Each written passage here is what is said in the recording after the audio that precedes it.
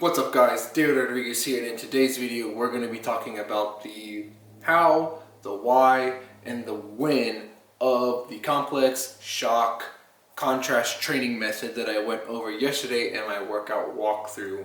So let's go ahead, let's get into it. So how it works, or the reasoning behind what we're trying to accomplish in the training method, is that, so we're going to have to do a little bit of anatomy and physiology. So this is 100% not scientifically an accurate representation of what your muscles look like, but bear with me in my drawing skills that this is a muscle. So in your muscles you have motor units, and so what ends up happening to get you to move around is that the nerves send a signal up to your brain receives that signal and sends it all the way back down, telling you what it is that you're going to do.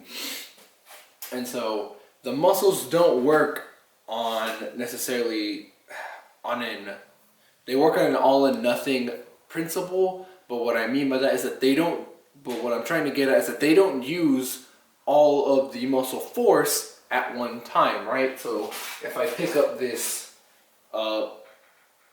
marker, I'm not just like chunking it on accident, like just fling it into the air everywhere that I go. I'm using only a certain amount of force to pick up the marker. So for example, so you have one motor unit here, so motor unit 1. So your brain gets a signal, sends it all the way back down to here. So if maybe you're just walking around, right? So we'll say it's like your legs or whatever. You're just walking around, you're using 25%. Again, that's not an accurate representation. It's just a number that I'm putting there. You're just walking around. So only this amount of muscles, or this amount of this motor unit is only being recruited, and this motor unit 2 is not. It is just chilling there, waiting to be used until you reach a certain threshold in order to activate that motor unit. Now, as you increase in more strenuous activity, right?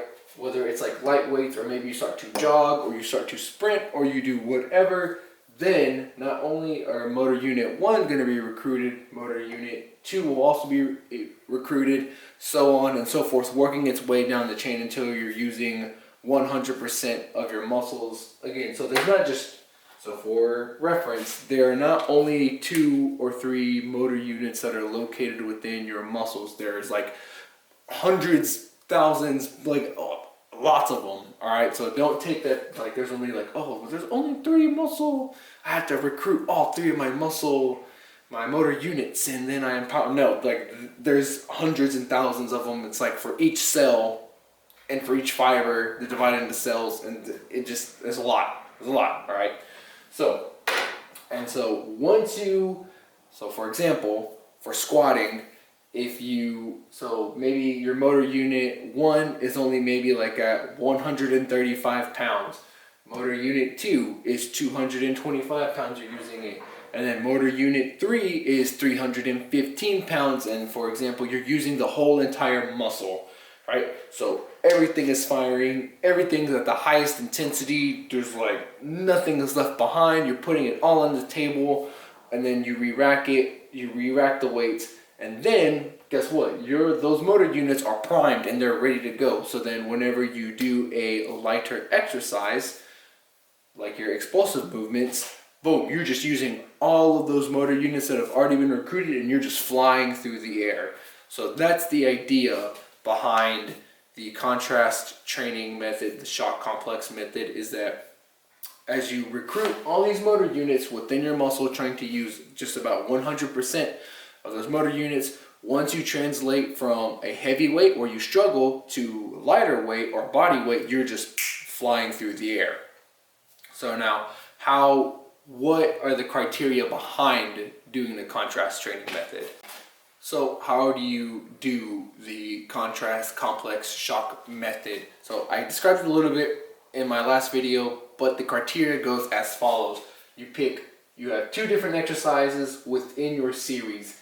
When you do your first exercise, you're going to go at 90 to 95% of your 1 rep max for intensity. So depending on what it is, squat, bench, deadlift, whatever, 90-95% of your 1 rep max if you have it.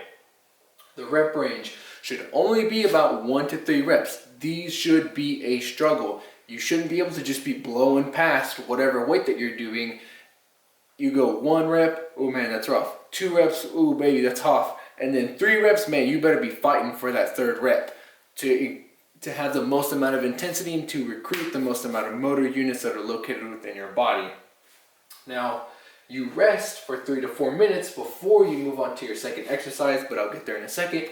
And then lastly, the main exercises that you want to be using for your first exercise in the series are going to be squat, deadlift, bench press, pull-ups, front squats, straight-legged deadlifts, any kind of like major compound movements. You're trying to use as many muscles as you can, putting them under a high intensity so you can recruit the most amount of motor units that are available to you in that workout.